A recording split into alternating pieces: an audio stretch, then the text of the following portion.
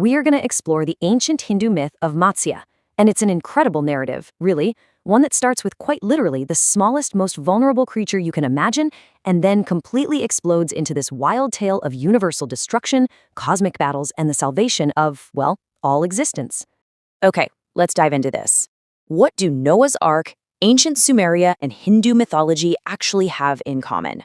It kind of sounds like the setup to a historical riddle, right? But the answer connects some of the absolute oldest traditions in human history.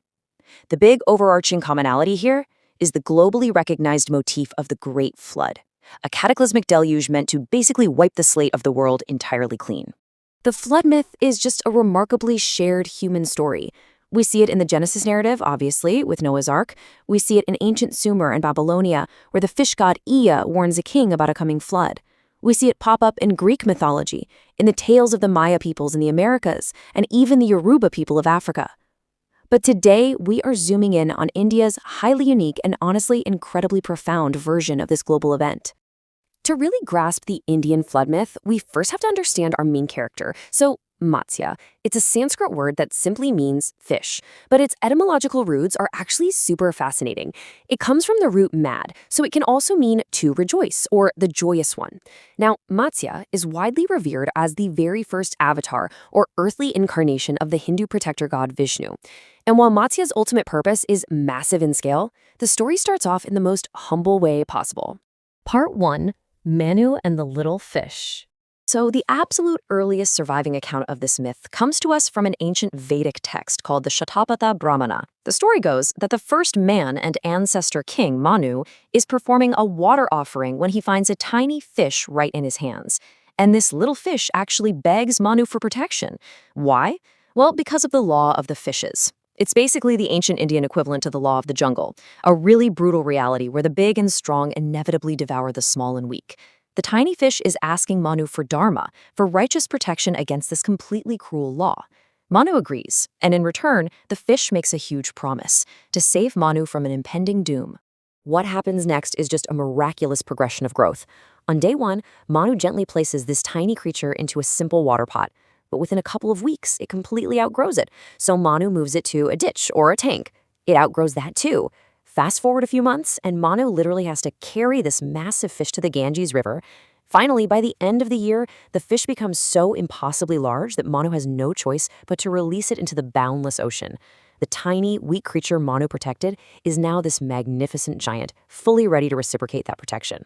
So, from the depths of the ocean, the giant fish warns Manu of a devastating flood that's going to wipe out humanity. And he gives Manu this exact instruction: build a ship by that day and attach it to my horn. Manu does exactly this. He builds the boat, he scrambles to gather the seeds of life, and when the cataclysmic storm finally hits, the giant horned fish appears right there in the churning waters. Manu ties his boat to the fish's horn, and Matsya tows him through this unbelievably violent tempest all the way to the safety of the northern mountains, the Himalaya. Which brings us to our next part: Savior of the Sacred Vedas. Now, what's really interesting here is how the myth evolved. That ancient Vedic tale is thrilling all on its own for sure, but as centuries passed, new texts called the Puranas were written, and the myth leveled up significantly. In the older version, the fish is largely just a miraculous fish. Sometimes it's associated with the fire god Agni, saving humanity from a physical flood. But if we look at the Puranic evolution, the stakes go way up. The fish is now explicitly the great god Vishnu, and the flood, it isn't just a heavy storm anymore, it's a cosmic event. Furthermore, Matsya isn't just saving Manu, he actually has to rescue the Vedas, the ultimate sacred knowledge of the universe, from a literal demon.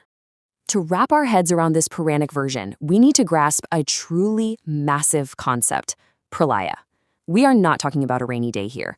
Pralaya is the cosmic dissolution of the entire universe. In Hindu time cycles, a kalpa is a period of 4.32 billion years, which represents just a single day in the life of the creator god, Brahma. At the end of this day, Brahma goes to sleep, and the universe is destroyed in a fiery, watery cataclysm. This is the literal end-of-the-world scenario Matsya is navigating. And right at this moment of absolute cosmic vulnerability, an epic battle unfolds. As Brahma is sleeping, this terrifying demon named Hayagriva manages to steal the sacred Vedas right out of the creator's yawning mouth. These scriptures plunge deep into the dark, churning cosmic waters of the Pralaya. Vishnu realizes what has happened and immediately descends as the Matsya avatar. He guides Manu's boat to safety, ensuring physical life survives. And then, in a climax that's straight out of an action comic book, Matsya dives into the cosmic depths, slays the demon Hayagriva, retrieves the sacred knowledge, and returns it so creation can finally restart. Let's move on to decoding the cosmic symbolism. The narrative is incredibly cinematic, right? But it's also like a beautifully crafted nesting doll. If we open up the action sequence, we find these profound philosophical metaphors inside. According to scholars like Yves Bonnefoy, every physical element of the story actually represents the soul's journey. Manu's boat isn't just wood and nails, it represents moksha, salvation, the vessel that helps the soul cross over the turbulent sea of sins and worldly troubles. The Himalayas, where the boat lands, that represents the doorway to ultimate refuge and spiritual liberation. And in the Puranas, the rope Manu uses to tie the boat to the fish is actually the cosmic serpent, Shesha, who symbolizes the mystical residue connecting one time cycle, or kalpa, to the very next. Section 4. Iconography and modern worship. So how is this ancient myth physically represented? Well, when you look at historical art in temple carvings, Matsya is generally depicted in two distinct visual styles.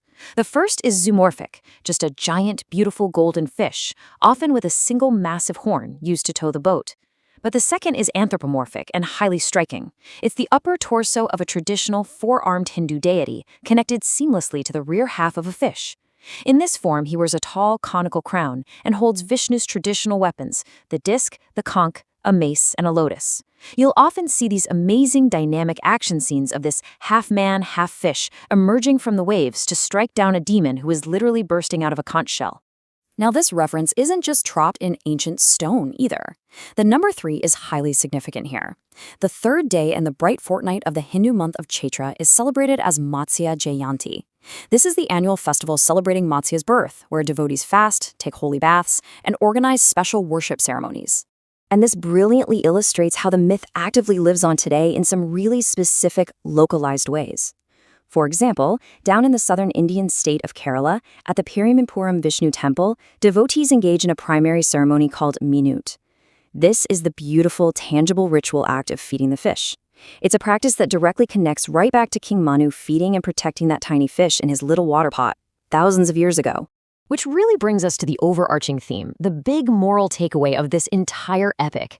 The scholar Yves Bonnefoy interprets the story beautifully, noting, quote, "A good king should protect the weak from the mighty, reversing the law of fishes and upholding dharma," end quote. Remember that brutal law of the jungle we talked about earlier? The whole point of the Matsya story is the active reversal of that cruelty.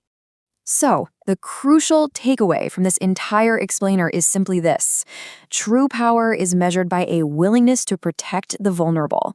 Whether you are a human king scooping a tiny fritten fish out of the mud, or a supreme cosmic god diving into the waters of universal destruction to save humanity in sacred knowledge, protection is the ultimate expression of power and righteousness. Many ancient civilizations share a story about a great flood that resets the world. You've likely heard of Noah's Ark or the Mesopotamian deluge, where a human patriarch builds a massive vessel to survive the rising tide. The Hindu version of this legend features a striking difference. Instead of a man steering a boat, the primary agent of survival is a giant, golden horned fish. This is Matsya. He has been venerated for thousands of years as the first avatar of the god Vishnu. We often view myths like this as monolithic, ancient stories that appeared in their final, complex form the moment they were first written down. But the historical record tells a different story. Matsya didn't start as a giant deity. He began as a simple parable about a fish so small it could fit in the palm of a hand. By tracking the changes in this narrative over centuries, we can see how human storytelling layers new details onto old ideas, eventually turning a simple survival tale into a map for the cycles of the universe. The earliest written version of this story is found in the Shatapatha Brahmana, a text from the ancient Vedic era. In this version, King Manu, the ancestor of humanity, is offering water in a river when he suddenly finds a tiny fish trapped in his cupped hands. The fish asks for protection, citing the law of the fishes. This is an ancient Indian metaphor for a world without order, where the strong instinctively devour the weak. Manu chooses to intervene, protecting the fish by moving it through a series of larger containers, first a pot, then a ditch, and finally the ocean, allowing it to grow. To repay the debt, the fish warns Manu of a coming flood and tells him to build a ship. When the storm arrives, the now massive fish returns. Manu hitches his boat to the fish's horn, and the creature accelerates, pulling the ship through the turbulent waves to the safety of the northern mountains. This early draft of the story is remarkably contained. There is no mention of Vishnu, no cosmic demons, and no universal stakes, just a personal exchange of kindness and survival between a man and a fish. Centuries later, the story appears again in the epic Mahabharata.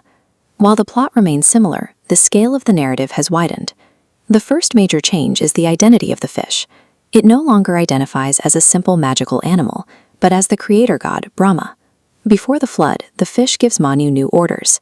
He must bring the 7 sages and seeds of every plant on earth onto his boat. This shift changes what is at stake. Manu is no longer just saving himself from a storm. He is now responsible for preserving the intellectual and biological foundations of the world. These additions transform the story from a personal survival tale into a method for restarting civilization after a total extinction event. In later texts, like the Bhagavata Purana, the narrative reaches its final stage of development. The flood is no longer described as a localized disaster, but as an event tied to the internal clock of the universe itself. Here, the fish undergoes its final theological transition. It is explicitly identified as Vishnu, the supreme preserver of the universe. The flood is now a Pralaya, the scheduled dissolution of the universe that occurs at the end of a cosmic age called a Kalpa. To navigate this total collapse of reality, the survival mechanics are upgraded. Matsya safely hitches the boat to his horn, using the massive cosmic serpent Shesha as a tethering rope. This era also introduces a villain, a horse-necked demon named Hayagriva. He steals the Vedas, the sacred scriptures of truth, while the world is distracted by the deluge. Matsya must now fight a battle at the end of time, slaying the demon in the cosmic ocean to recover the lost knowledge. By this stage, Matsya has evolved from a lucky find in a river into a divine force tasked with saving both physical life and the truth that governs it. As these legends matured, commentators began to view the floodwaters as a metaphor for samsara, the chaotic and often painful ocean of worldly existence. In this light, the boat Manu builds takes on a specific meaning. It is moksha, the spiritual vehicle that allows a person to cross that ocean toward salvation. The retrieval of the Vedas emphasizes that while the physical world may be destroyed, foundational truths are permanent. They are the seeds that allow the next universe to grow. Yet the core ethics of the story remain tied to that first Vedic version. The protection Manu offered a small, vulnerable fish is what eventually secured his own safety when the world ended.